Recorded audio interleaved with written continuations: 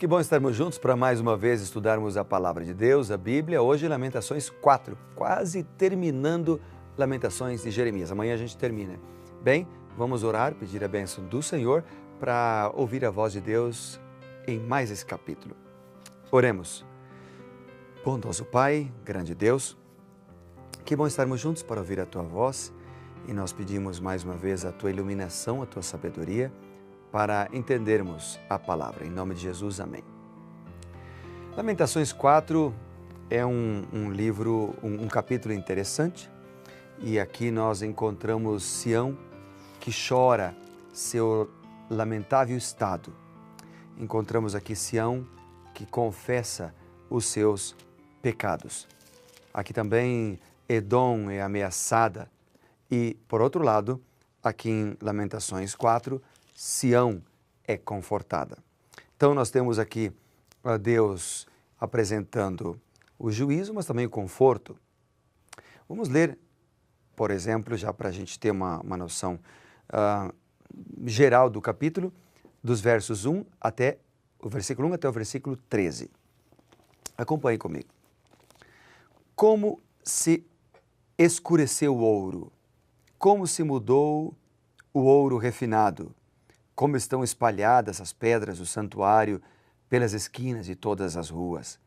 Os nobres, filhos de Sião, comparáveis a puro ouro, como são agora reputados por objetos de barro, obra das mãos de oleiro. Até os chacais dão o peito de mamar a seus filhos, mas a filha do meu povo tornou-se cruel, como os avestruzes no deserto. A língua da criança que mama fica pegada pela sede ao céu da boca. Os meninos pedem pão e ninguém lhe dá, e ninguém há que lhe dê.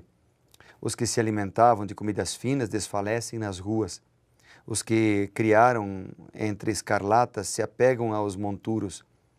Porque maior é a maldade da filha do meu povo que o pecado de Sodoma, que foi subvertida num momento, sem o emprego de mãos nenhumas. Os seus príncipes eram mais alvos do que a neve, mais brancos do que o leite, eram mais ruivos de corpo do que os corais e tinham a formosura da safira. Mas agora escureceu-se-lhes o aspecto mais do que a fuligem.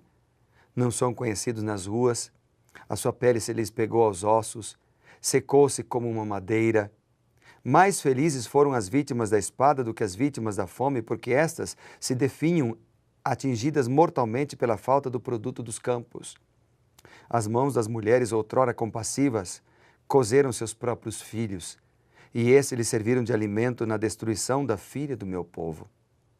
Deu o Senhor cumprimento à sua indignação, derramou o ardor da sua ira, acendeu fogo em Sião até que consumiu os seus fundamentos. Não deram os reis da terra, nem os seus moradores do mundo, que entrasse o adversário e o inimigo pelas portas de Jerusalém. Aliás, o verso diz, não creram. Foi por causa dos pecados dos seus profetas, das maldades dos seus sacerdotes, que se derramou no meio dela o sangue dos justos. Aqui nós encontramos vários símbolos, símbolos de ouro, ouro fino, pedras. Todos eles parecem aplicar ao templo, que foi adornado, com ouro e também as próprias pessoas. O vaso de barro, mencionado no verso 2, por exemplo, eram utensílios muito comuns e também baratos nos tempos antigos. O pensamento desse versículo é que os filhos de Sião, cujo valor podia ser mensurado apenas em ouro, eles foram contabilizados no livro de registro dos inimigos como praticamente sem valor. Um triste comentário para o baixo estado ao qual Judá havia caído nos tempos de Jeremias. Haviam se afastado dos caminhos de Deus, haviam se afastado do Senhor e, como consequência, perderam o real valor que tinham. No verso 6, Jeremias afirma que nenhuma mão humana foi colocada sobre Sodoma. Sua destruição veio totalmente de cima. Sabe, uma vez que o pecado de Jerusalém, segundo o versículo 6, era maior do que o de Sodoma, imagine quão terrível seria a sua punição.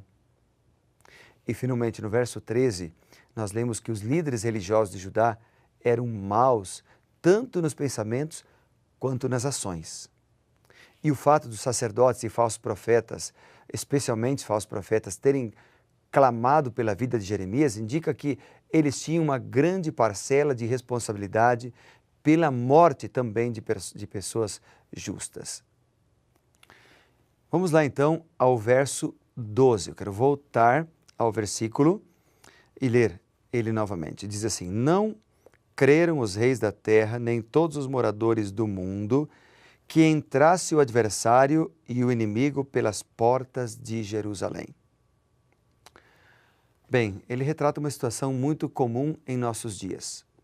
Ou seja, devido à sua posição estratégica e às fortificações que Jerusalém tinha, ela era considerada inexpugnável. Então o verso começa dizendo: não creram os reis da terra, nem os próprios moradores de Jerusalém creram que o adversário entrasse pelas suas portas. A ideia da sua inviolabilidade, né, de que ela era intransponível, deve ter sido reforçada ainda mais na mente dos pagãos e dos próprios habitantes de Jerusalém, pela destruição. Você lembra da destruição sobrenatural do exército assírio? Está lá em 2 Reis, capítulo 19, quando Senaqueribe cercou a cidade e daí, de maneira sobrenatural, eles foram derrotados.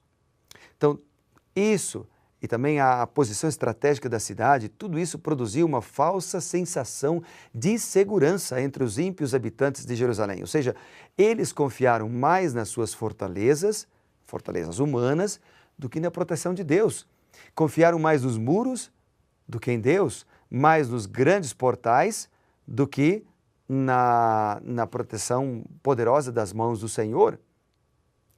E você sabe que em nossos dias também, hoje, nós somos tentados a confiar mais em nossa própria experiência, mais naquilo que nós sabemos fazer, mais em nosso dinheiro, mais nos nossos contatos que a gente tem, do que em Deus. Agora, a Bíblia nos admoesta, a Bíblia nos adverte, a Bíblia nos chama a confiar em Deus. Ele é o nosso refúgio. Ele é o nosso verdadeiro refúgio. Veja, por exemplo, o que diz o Salmo 46. Vamos voltar um pouquinho lá para os Salmos. Salmo 46. Voltemos ali para esse salmo bonito da Bíblia. Salmo 46. Estamos chegando. Aqui está o capítulo. Diz assim: Deus é o nosso refúgio. Deus é a nossa fortaleza, socorro bem presente nas tribulações. Portanto, não temeremos, ainda que a terra se transtorne e os montes se abalem nos seios dos mares. Então, veja que o texto podia dizer assim: Deus é o nosso refúgio. Portanto, não temeremos. Aqui foi escrito pelo povo de Deus, pelos filhos de Corá. Eles podiam dizer assim: não temeremos porque os muros de Jerusalém são altos.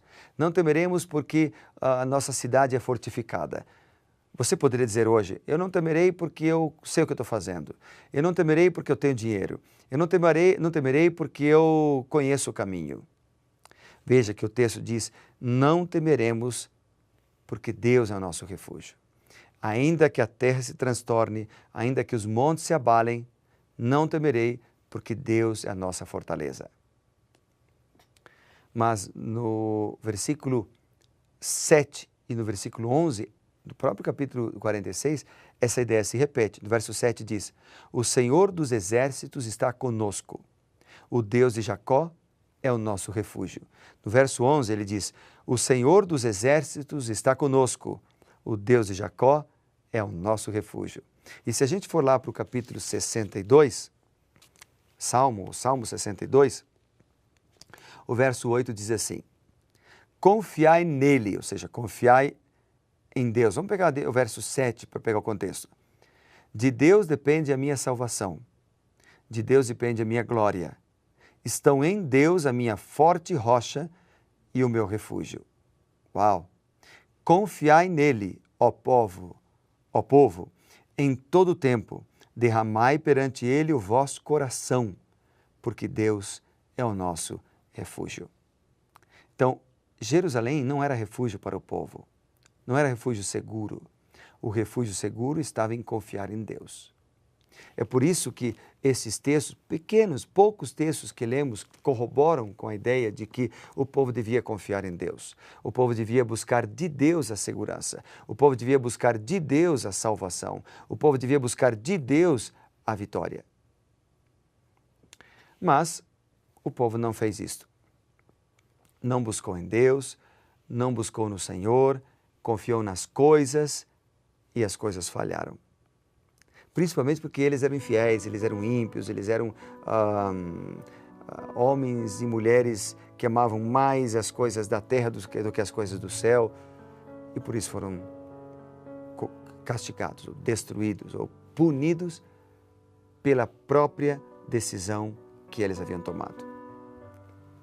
Deus está chamando a cada um de nós hoje, portanto, a uma vida de fidelidade. Deus está chamando a cada um de nós hoje a sermos fiéis ao Senhor.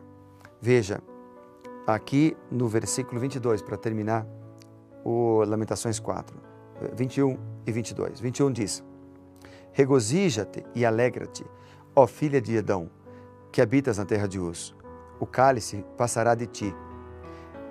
Regozija-se e alegre-se com a promessa da salvação. E aí diz: o castigo da tua maldade está consumado, ó filha de Sião. O Senhor nunca mais te levará para o exílio. A tua maldade, ó filha de Edom, descobrirá os teus pecados. Deus sabe de todas as coisas, Deus conhece tudo, sabe quem é você, sabe das suas lutas e Ele promete cuidar da gente. Sabe por quê? Porque Ele é nosso refúgio. Não precisamos temer, não precisamos duvidar.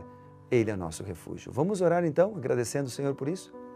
Obrigado, Deus, porque mesmo em uma mensagem de juízo, de condenação, nós podemos ver que o Senhor é nosso refúgio, cuida de nós e nos guarda. Em Tuas mãos, então, colocamos nossa vida, todos nós que oramos juntos agora, fazemos isto. Amém e amém.